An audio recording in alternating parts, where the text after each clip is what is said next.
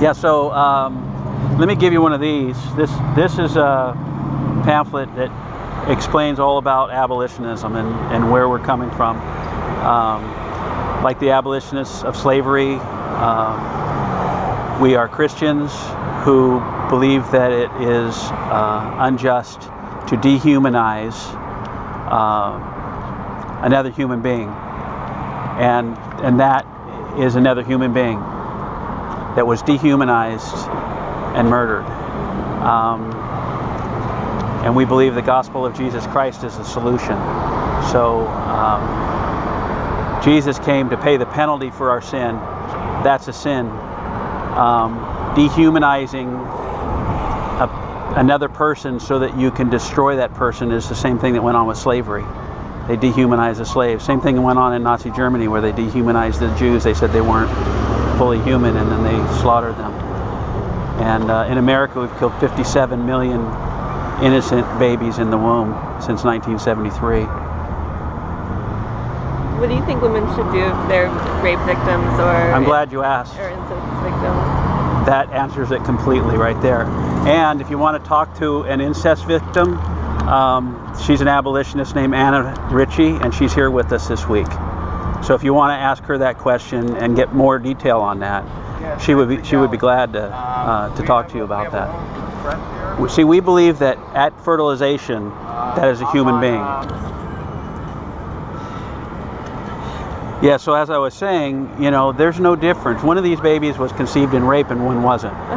And you can't tell. You know why you can't tell?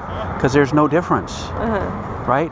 There is no difference. So if you allow abortion in the case of rape, you're saying that sometimes it's okay to murder another innocent human being, depending on if their father, you know, was a criminal.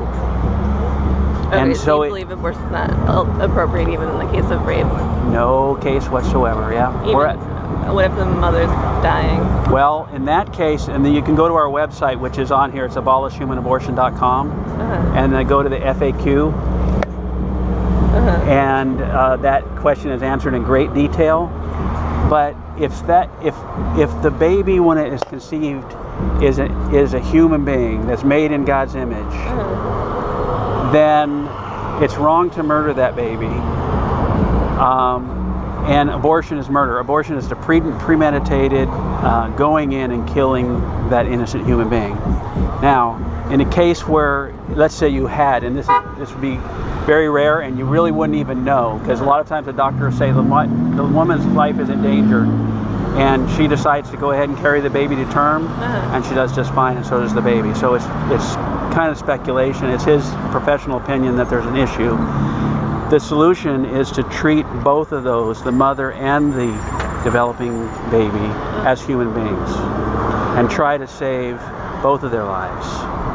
Just like if there was two people standing here, one was black and one was white, we wouldn't say, you're less of a human, so I'm just going to save this person. We'd try to save both people. You looking for invitations? And there are a lot of things that can be done with medical science now that can help to save both lives. And that's done by a real doctor. That's not done by an abortionist who kills babies for a living. If you have a medical situation and you're pregnant, you would go to a doctor that believes that your baby is a human being as well, and you would work with that doctor for the best outcome. And if that baby died, or if the mother died, which by the way, the mother dies in childbirth a lot of times just because things happen in childbirth, it's dangerous, you know. But then that was a human being that died, and that's tragic. But you don't try to solve a potentially dangerous situation to somebody's health by murdering somebody else that's innocent.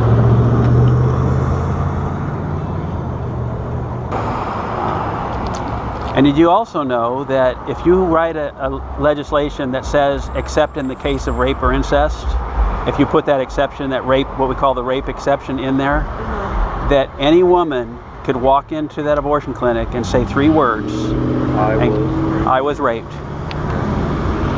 Whether she was or not, basically every woman that wants an abortion can walk into an abortion clinic and say, I was raped, and then that law provides the way for them to get that abortion. So if you put that in there, you are saying that you're okay with all abortion, not just the ones in the case of rape, because in reality, they don't investigate, they couldn't, right? So that opens up the floodgate, basically, completely wide open.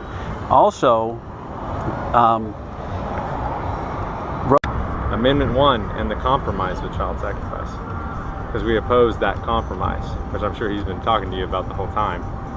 But that's what I was saying on the phone, to come out and hear from sort of people who are no longer comfortable with just the lie, like, let's regulate this thing.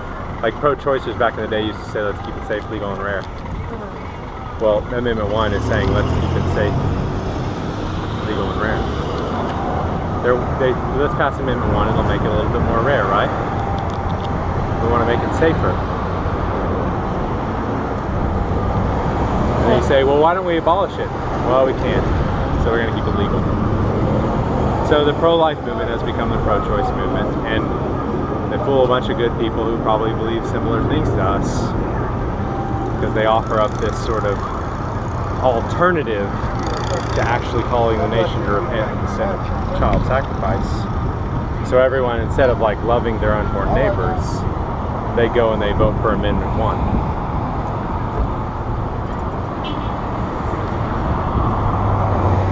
Quite a bit to digest. Usually the press doesn't cover that. Cover what? That angle. It's usually like, the pro-lifers support Amendment 1. The pro-choicers don't. Here's a picture of these guys with signs. But when you put pictures of us with our signs, like the people who go out to the clinics and call out, the people who go out to the culture, call out, those people that go out and they do the activism stuff don't support the compromised pro-life legislation. But the world sees it as pro-life, pro-choice. We see it as pro-choice, being pro-life as the pro-choicers, and then abolitionist. Because we want to actually abolish it. The world, the media, they don't want to call it abolition, because who wants to be the abolitionist? I'm from Norman, Oklahoma. Okay, you travel here for years? Yeah. We're actually meeting in Memphis on the other side of this invitation. So from 4 to 6, it's like specifically like an Abolitionist Society of Memphis meeting. And then on this side is, this is the International Coalition of Abolition Societies. So like Rick's from Alaska. Yeah. They're from Alaska. He's from North Carolina. These people are from Milwaukee. We're just from all over the place because we needed to meet in one place. Decide to, 1, to do something together, and 2, to work out, you know, how are we going to be a coalition? We're all different abolitionist societies. The abolitionists did this back in the 1830s. Said, all right, guys, we're a bunch of wacky people that are fighting evil in an apathetic culture. What do we do? Let's meet together. Let's talk about it. Let's figure it out. What is the history of signs? How does it start? Holding signs? You're testing my real nerd power. The history of holding up graphic images against injustice? No, specifically about abortion. Specifically about abortion. Maybe you don't know. I was just curious. No, I don't know. I mean, it's that would be. We don't think that a dismembered human child is different than a dismembered human child. Like, you know, Emmett Till, who they used to here in Memphis pass out pamphlets. Emmett Till, who was beat to a pulp during the civil rights movement, a young black man who was beaten, and his face. And so they pass that out. So like, look, this is the fruit of your racism. So what do you think about it? I know you're working, but what do you think about it, the whole thing? You don't think about it? By abortion? No. Why not? It's happening twice a minute, every day in the United States of America. Would you think it would be weird if if we were in the 1830s and I said, so I'm working on the Underground Railroad and you're coming to ask me, so like breaking the law and what are you doing? What do you think of the fugitive slave act that they're living in? And we talked for a while and I said, so what do you think about runaway slaves? Do you think it's cool that they chop off their toes or brand them with the names of their masters and try to own them as property? Like, what do you think about that? And he said, I don't think about that. I'm just trying to get to it. How do people react when we compare this to slavery or the Holocaust? I mean, do some people just like absolutely... Well, yeah, some people do because they don't know how to argue with it, and so they turn to that as a kind of a fallacy. They want to say it's playing a card. But we would say, at the height of the Nazi Holocaust, there were 100 million church-going Christians who said that they followed Jesus and loved him. At the height of the Holocaust. Those babies are created in the image of God, by the hand of God. That baby's heart is beating 18 days after conception, man. The people that who baby has eventually its own fingerprints, movies its made own of him, DNA, its own brain. who fought by the 40th day, Holocaust, man, that baby's brain by and just nervous speaking system up is working. and Hitler rounding them up and killed them along with the Jews, the Poles, and everything else. They weren't crazy. So it's not an analogy in the sense of saying like abortion, slavery is the same thing, or abortion Healthcare is supposed to take care of people. Healthcare is supposed to help people. The analogy isn't these are the same thing. The analogy is and that is what this is a culture so in love with themselves, it is murder. like full of people who do not think about injustice going on in their midst. Full of people.